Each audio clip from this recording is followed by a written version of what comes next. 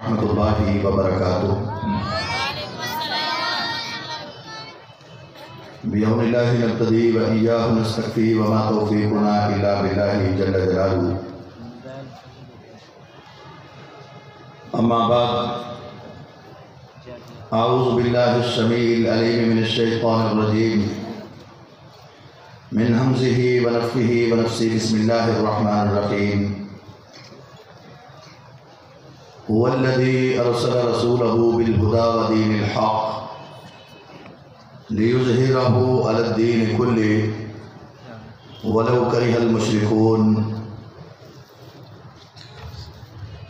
رب اشرح لي صدري ويسر لي أمري واحلل عقدة من لساني يفقهوا قولي۔ رب زدني علما، رب زدني علما، رب زدني علما۔ سبحانك لا علم لنا إلا ما علمتنا إنك أنت العليم الحكيم۔ مختصر حمد و ثنا کے بعد درود و سلام کے انبار ہوں سرور کونین، خواجہ بدر و خنین، سید الثقلین، امام کعبہ و قبلتین، جد الحسن والحسین، جناب محمد الرسول اللہ صلی اللہ علیہ وآلہ وسلم کی ذات گرامی پر، جو ہمارے لیے بہترین نمونہ ہے۔ سامعین و حاضرین و ناظرین، قابل صد احترام روحانی اسلامی پردہ نشین ماؤں بہنوں، اللہ مالک کی توفیق کے ساتھ اس کی مقدس کتاب قرآن مجید فرقان حمید کا ایک مقام جو آپ نے سماعت فرمایا ہے، میں انشاءاللہ انتہائی اختصار کے ساتھ اپنے مضمون کو کلوز کرنے کی کوشش کروں گا۔ ویسے تو استاد العلماء مفتی پاکستان فضیلت الشیخ حضرت مولانا عبدالستار الحماد حافظہ اللہ تعالی، ان کے درس بخاری کے بعد میں مناسب نہیں سمجھتا کہ کوئی گفتگو ہونی چاہیے۔ بہرحال آپ کا شیڈول اور آپ کا یہ محبت بھرا انداز اور آپ کی پیار و پیار بھری یہ نگاہیں، جن کو میں بڑے اچھے طریقے سے دیکھ رہا ہوں، انشاءاللہ چند لمحوں میں میں اپنے مضمون کو بیان کروں گا۔ وہ ذات ہے جس نے رسول اکرم صلی اللہ علیہ وآلہ وسلم کو دین حق کے ساتھ مبعوث فرمایا ہے، اور دین حق وہ ہے جس کو اللہ نے سارے ادیان پر غالب کرنے کا فیصلہ فرمایا ہے، اور یہ بات مشرکین کو انتہائی ناگوار گزرتی ہے۔ نبی مکرم صلی اللہ علیہ وآلہ وسلم کی سیرت کے حوالے سے ماہ ربیع الاول خصوصاً بر صغیر پاک و ہند میں ہر بندہ اپنی محبت کا اظہار کرنے کے لیے اپنے اپنے انداز میں بیان بھی کرتا ہے اور سنتا بھی ہے۔ بیان کرنے والے ان لوگوں میں ایک جملہ آپ نے سنا ہوگا، نور من نور اللہ، کہ محمد کریم صلی اللہ علیہ وآلہ وسلم اللہ کے نور کا حصہ ہے، جو انتہائی غلط اور بہت ہی اسلام سے دوری والا جملہ ہے۔ تھوڑی سی توجہ سے میرے سامنے بیٹھنا،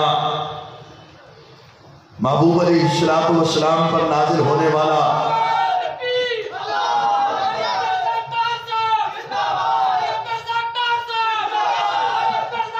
دستور شریعت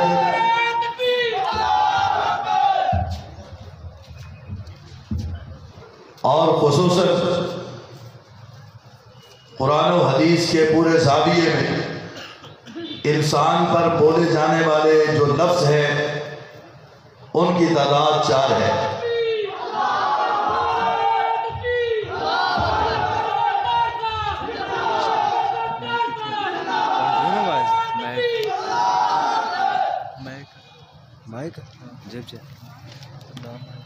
انسان پر دلالت کرنے والے جو الفاظ ہیں ان کی تعداد 4 ہے۔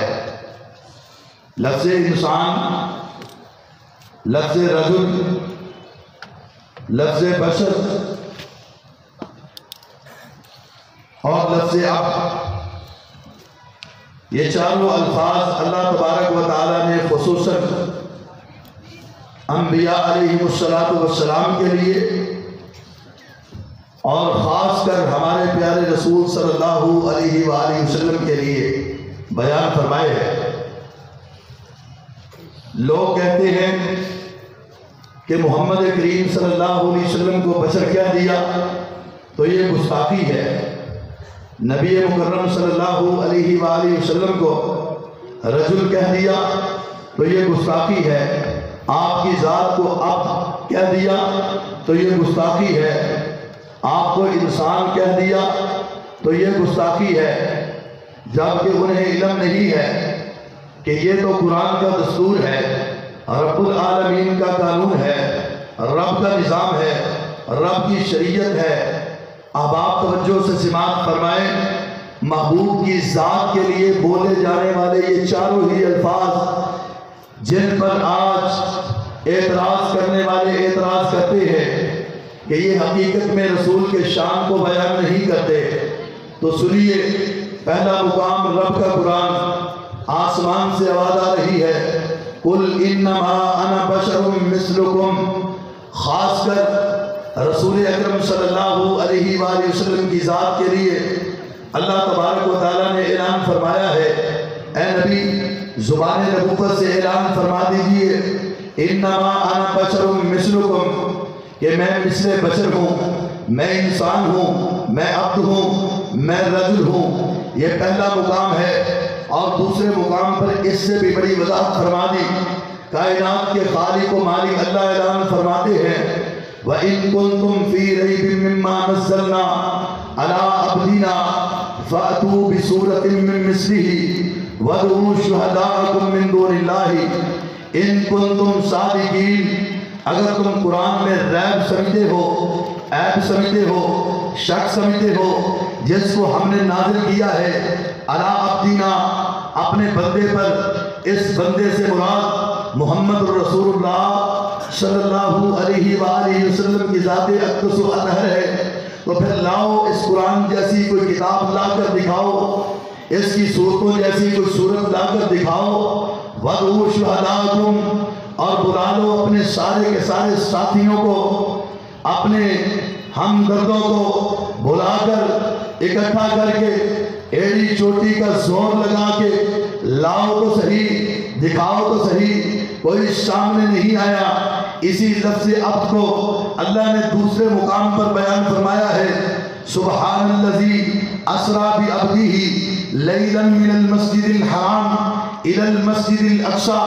معراج کو تم بھی مانتے ہو، ہم بھی مانتے ہیں، معراج کا تذکرہ تم بھی کرتے ہو، میں بھی کرتا ہوں۔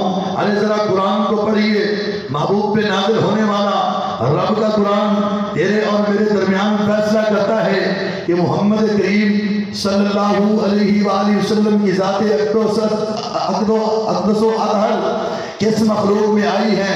تو توجہ سے سماعت فرمائیے، قرآن کہہ رہا ہے سبحان الذی اسریٰ بعبدہ لیلا من المسجد الحرام۔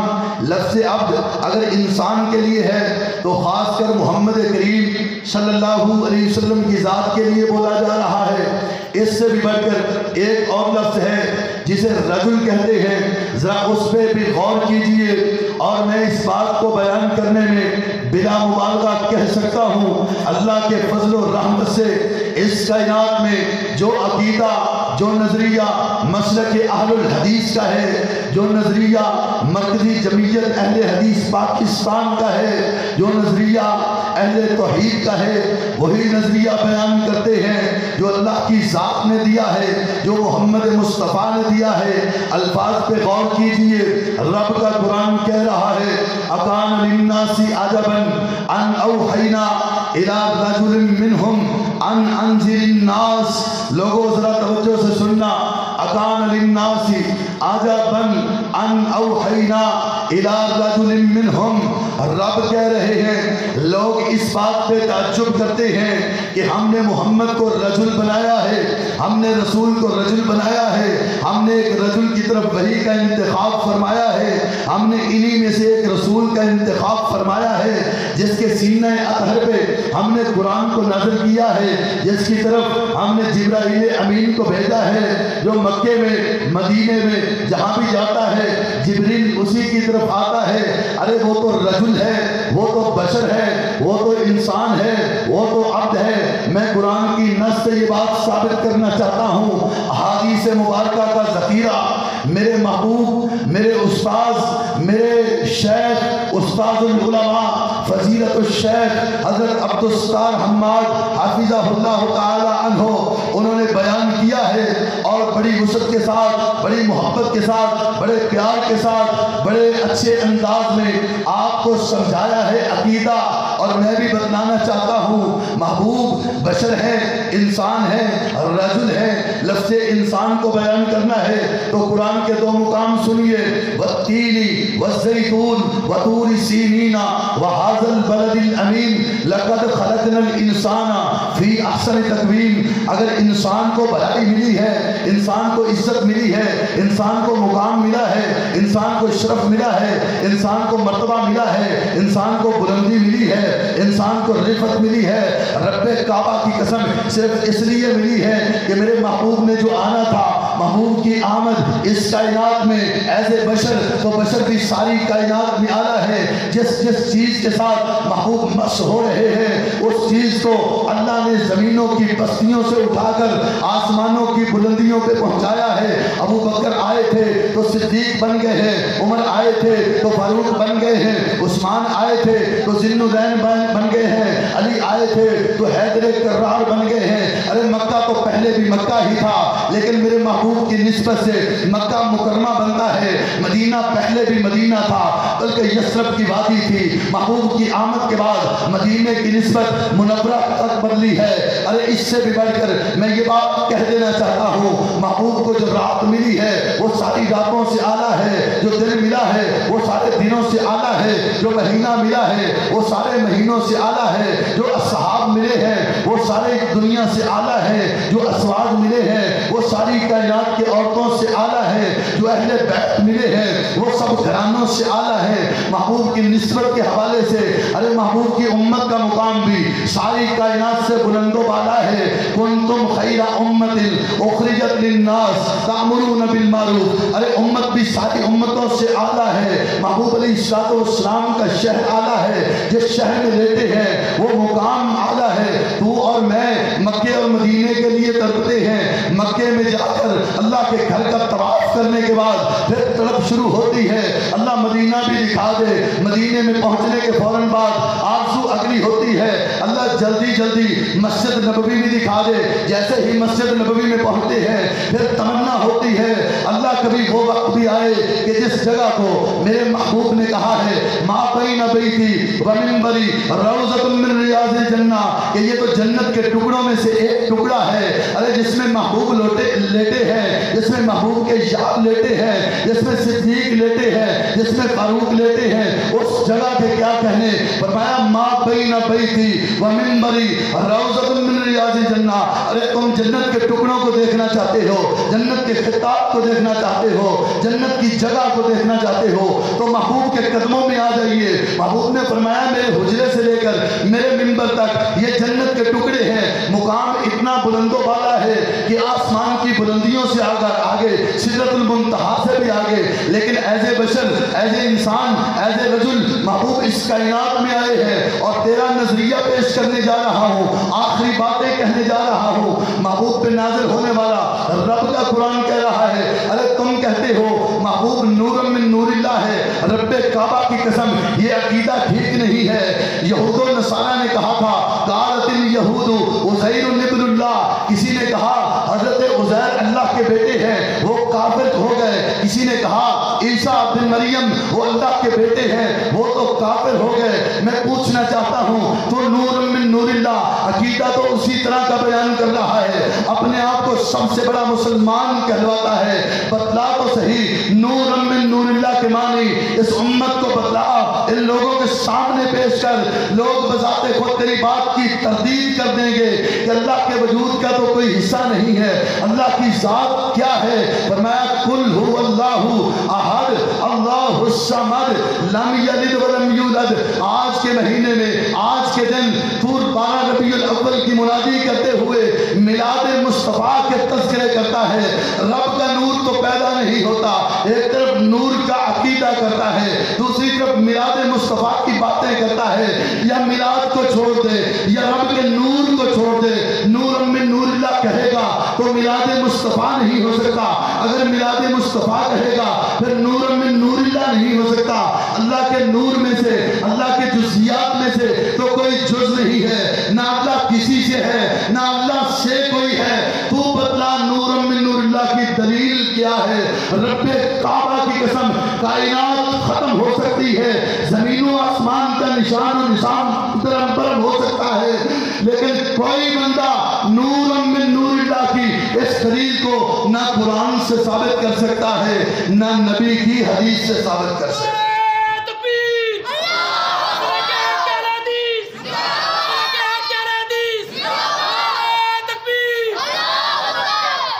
چار قسم کے نور ہیں، نور کی چار قسمیں ہیں۔ ایک نور ہے فرشتوں کا، ایک نور ہے جنات کا، ایک نور ہے یہ جسے آپ دیکھ رہے ہیں، یا آسمان پہ چمکنے والا وہ چاند جو آپ کو نظر آ رہا ہے، ایک نور ہے اللہ کی ذات کا، رب کعبہ کی قسم۔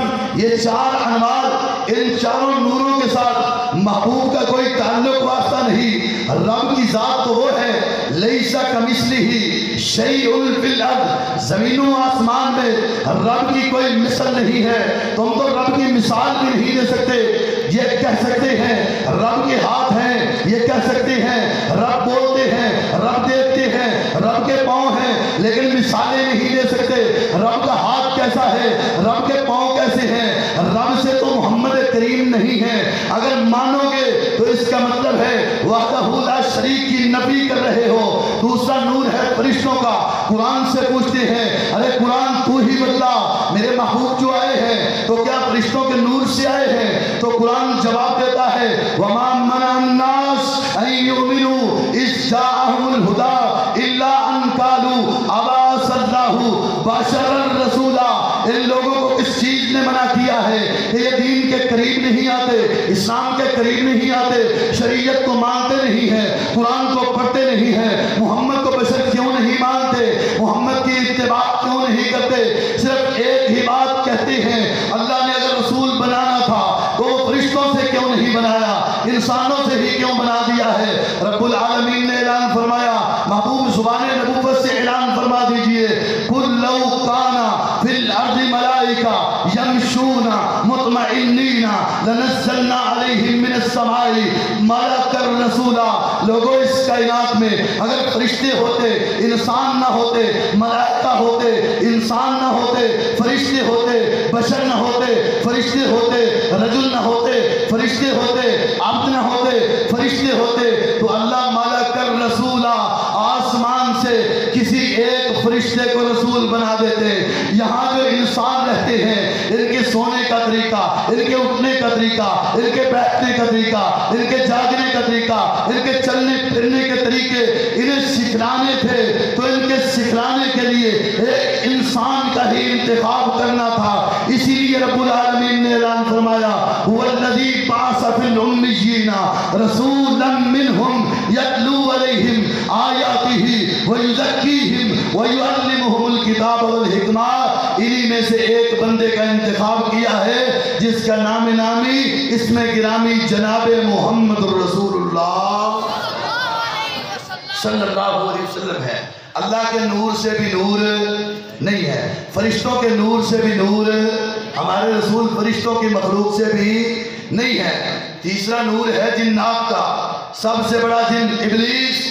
अल्लाह तबारक व तआला ने पूछा, क़ाल मा मनअका अल्ला तस्जुद इज़ अमरतुक, और तुझे किस चीज ने मना किया है कि तूने अपने रब के हुक्मों को ठुकरा दिया और आदम को सजदा न किया।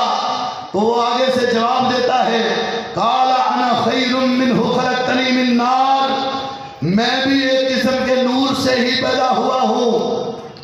व खलक़तहु मिन तीन, और जिस इंसान की तरफ अल्लाह तो मुझे हुक्म दे रहा है, इसे तो तूने मट्टी से पैदा किया है। रब्बुल आलमीन ने ऐलान फरमाया, इसको मट्टी से बनाकर सारी कायनात से आला किया है, सारी मखलूकात से अफसल बनाया है, इसलिए कि इस मखलूक में एक आने वाला आएगा जिसका नामे नामी इसमें गिरामी जनाब मोहम्मद रसूलुल्लाह सल्लल्लाहु अलैहि वसल्लम है। उसने अपना मंतक बयान किया, कहा मैं आला हूँ। तू भी अपना मंतक बयान करता है कि नूर आला है, रब कहता है नूर नहीं आला। और मेरे महबूब ने कहा, अना वुल्द आदम, अना सैयद वुल्द आदम। लोगों, मैं आदम की औलाद में सबका सरदार बनाकर भेजा गया हूँ। उसने इनकार किया है कि ये मट्टी से बना है, मैं आग से बना हूँ, मैं नूर से बना हूँ, मैं चमक से बना हूँ। तू समझता है कि चमक बेहतर है? रब ने कहा ये चमक बेहतर नहीं है। चौथा नूर है जिसे आप देख रहे हैं, ये बल्ब, ये लाइटिंग, आसमान पे चमकने वाला वो सूरज और चांद। इस चांद की क्या औकात है? अल्लाह की कसम उठाकर कहता हूँ, चांद की क्या औकात है? मेरे महबूब के सामने नबी रहमत की उंगली का इशारा होता है, चांद टुकड़े होकर जमीन में धड़ाम से गिरता है। इसका मतलब है कि चांद बेहतर नहीं है, बल्कि इस कायनात में चमकने वाला मोहम्मद रसूलुल्लाह, आदम की औलाद में सबका सरदार, मेरे महबूब अलैहिस्सलाम, वाली बतहा, हबीब किबरिया, महबूब खुदा, खैरुल वरा, नबी रहमत अलैहिस्सलाम, सारी कायनात से आला है। इसीलिए रब्बुल आलमीन ने ऐलान फरमाया है, वरफ़अना लक ज़िक्रक, महबूब सारी कायनात से बुलंदो वाला, सारी कायनात से ऊंचा आपको बना देंगे। और आखिर पर मुझे कहने में कोई हर्ज नहीं है कि ऐ जन्नत तुझ में हूर रहती है। मैंने माना कि जरूर रहती है। मेरे दिल का तवाफ कर ऐ जन्नत, मेरे दिल में मोहब्बत रसूल रहती है। मकाम के लिहाज से महबूब कायनात, बाद अज खुदा बुजुर्ग तू ही, किस्सा मुख्तसर, खुदा के बाद इस कायनात में सबसे ऊंचे मोहम्मद रसूलुल्लाह है। और मखलूकात के लिहाज से, ज़ात के लिहाज से मेरे महबूब इंसानों में इंसान बन के आए हैं, इसलिए कि इंसानों की रहनुमाई के लिए तो इंसान ही आ सकता है। अल्लाह हमें सही मानों में दीन इस्लाम समझने की और फिर समझ कर अमल करने की तौफीक अता फरमाए। आखिर दावाना अल्हम्दुलिल्लाह रब्बिल आलमीन।